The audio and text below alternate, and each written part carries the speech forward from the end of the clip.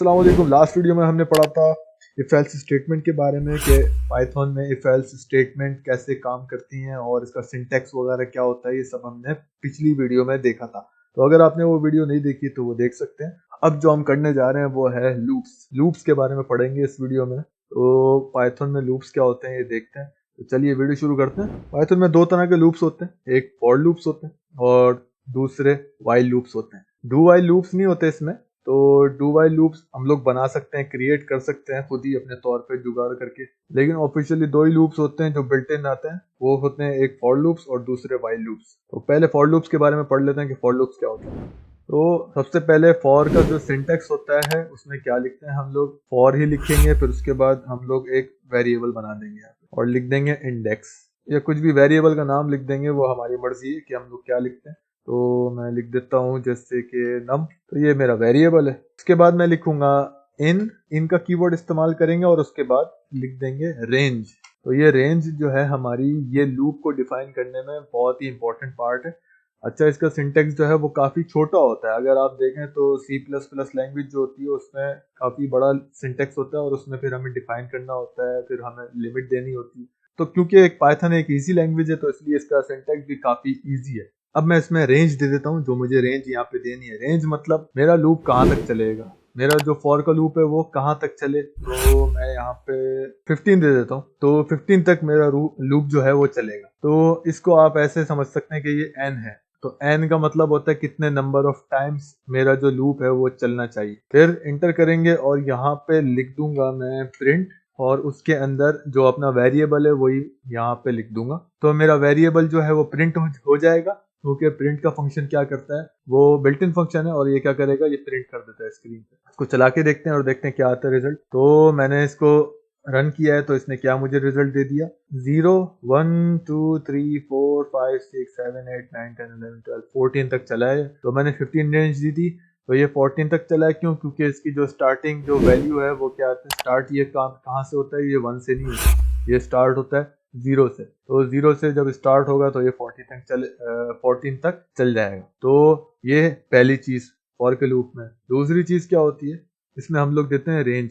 जैसे मैंने अभी सिर्फ 15 तक चलाया, तो अब मैं एक और चीज इसमें क्या कर सकता हूँ, एक और चीज मैं ये कर सकता हूँ, ये कॉमा लगा के और यहाँ पे मैं लिख सकता हूँ 20। तो अभी मैं बताता हूँ ये होगा क्या। तो मेरा जो लूप है वो कैसे चलेगा, 15 क्या होगी, इसकी स्टार्टिंग वैल्यू होगी। तो 15 स्टार्टिंग पॉइंट होगा और 20 जो होगा वो इसका स्टॉप होगा। मतलब 20 पे जाके ये रुक जाएगा और 15 से ये चलेगा। अब ये 0 से नहीं चलेगा बल्कि अब ये चलेगा 15 से। तो मैं इसको रन करता हूँ और देखते हैं। एक काम करता हूँ, पहले क्लियर कर देता हूँ और फिर मैं इसको रन करता हूँ, देखते हैं क्या होता है। तो ये कहाँ से चला है, 15 से चला है। बिल्कुल मैंने 15, क्योंकि अपनी जो स्टार्टिंग जो पोजीशन थी मैंने 15 दी थी, तो 15 से चला है 15 16 17 18 और 19। 20 आएगा तो इसका मतलब ये स्टॉप हो जाएगा और 20 नहीं प्रिंट करेगा। ठीक है, तो अगर मुझे 20 भी प्रिंट करना है तो मुझे क्या यहाँ लिखना पड़ेगा, यहाँ पे मुझे 21 लिखना पड़ेगा, तो 20 प्रिंट हो जाएगा। तो इस तरीके से हम लोग क्या करते हैं, रेंज देते हैं। पहले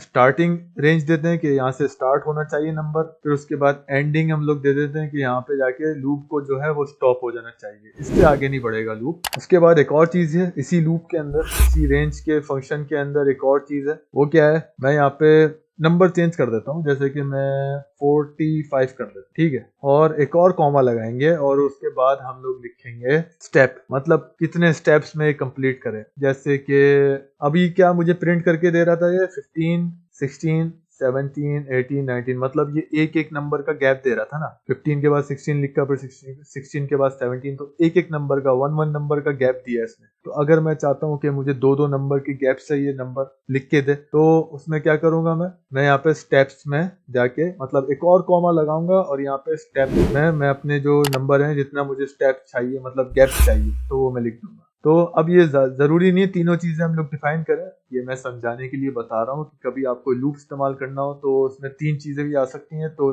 पहली चीज क्या होगी, स्टार्ट, दूसरी चीज क्या होगी, स्टॉप, और तीसरी चीज क्या होगी, स्टेप्स। ये मैं चला के दिखाता हूँ तो थोड़ा सा क्लियर हो जाएगा कि ये लास्ट चीज जो मैंने बताई है ये 2 ये क्या चीज है। इसको मैं क्लियर कर देता हूँ। लास्ट चीज जो है मैंने 2 लिखी है। अच्छा मैं नंबर थोड़ा सा छोटा कर देता हूँ क्योंकि ये बहुत ही नीचे जा रहा है, तो मैं 25 लिख देता हूँ। 25 थोड़ा छोटा नंबर है। अब मैंने यहाँ पे कितना गैप दिया था, 2 का गैप दिया था, तो यहाँ पे देख लेते हैं क्या हुआ है। 15 फिर 16 17, ठीक है, फिर उसके बाद 18 19।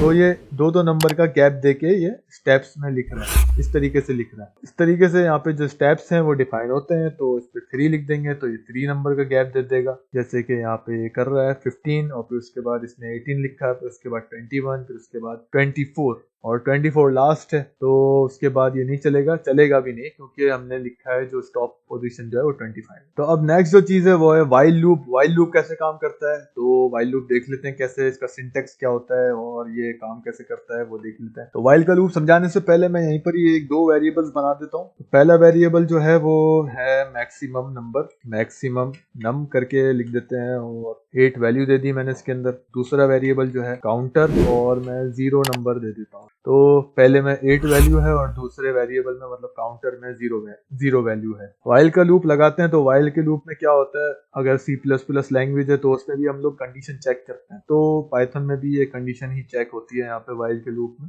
तो मैं कंडीशन लगाऊंगा यहाँ पे व्हाइल के लूप में। तो सबसे पहले काउंटर का एक वेरिएबल जो मैंने अभी बनाया है ऊपर, वही वेरिएबल मैं इस्तेमाल करूंगा। अभी इसका कोई काम नहीं हो रहा, इसको अब छोड़ दें। तो काउंटर का वेरिएबल जो मैंने अभी बनाया है उसको मैं इस्तेमाल करूंगा और उसको कंपेयर करूंगा। किससे कंपेयर करूंगा, जो मैंने मैक्सिमम नंबर का वेरिएबल बनाया है इससे। मतलब मैक्सिमम नंबर में मैंने क्या वैल्यू रखी है, 8 वैल्यू रखी है, तो अभी इसमें क्या होगी, 8 वैल्यू होगी। तो ये कंपेयर करेगा इसको काउंटर के वेरिएबल को मैक्सिमम से। कैसे, अभी इसमें क्या है 0, तो 0 ये कंपेयर करेगा पहले, तो क्या पता चलेगा इसको कि 0 इज लेस देन 8।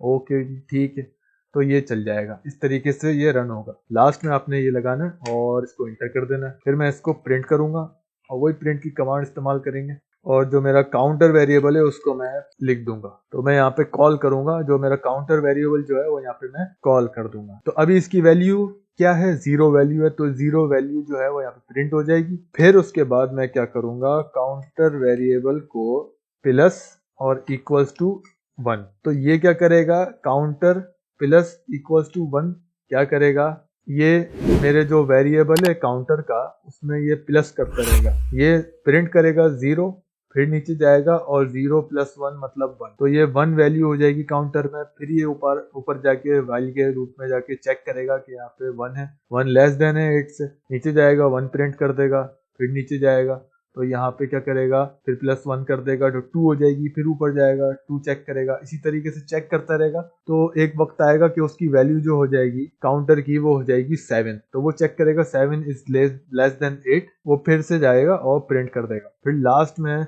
उसके पास ऐसी वैल्यू आएगी, मतलब वो आइटरेट करते करते वो 8 पर पहुंच जाएगा। तो ये काउंटर की वैल्यू क्या हो जाएगी, 8 हो जाएगी। तो अब ये काउंटर चेक करेगा, यहाँ पे क्या करेगा, अब ये व्हाइल चेक करेगा यहाँ पे ये कंडीशन सही है या गलत। तो जैसे ही ये चेक करेगा 8 इज लेस देन 8, ठीक है, तो जैसे ही ये कंपेयर करेगा वैसे ही व्हाइल का लूप टर्मिनेट हो जाएगा, क्योंकि ये जो है कंडीशन फॉल्स हो चुकी है। तो मैं इसको चलाता हूँ और इसको रन करके देखते हैं कि क्या रिजल्ट आता है। तो व्हाइल का लूप चलाने के बाद मेरे पास क्या रिजल्ट आया, 0 1 2 3 4 5 6 7 तक ये चला है, क्योंकि ये लेस देन था। अगर मैं यहाँ पे इक्वल्स टू का साइन लगाऊंगा तो क्या चलेगा, ये 8 तक चलेगा।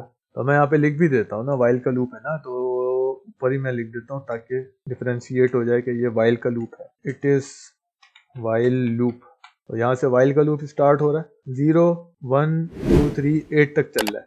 तो इस वीडियो में इतना ही। अगर वीडियो अच्छी लगी है तो लाइक करें वीडियो को और चैनल को सब्सक्राइब करें, चैनल पे नए हैं तो, और इस वीडियो को ज़्यादा से ज़्यादा शेयर करें। और मिलते हैं नेक्स्ट वीडियो में।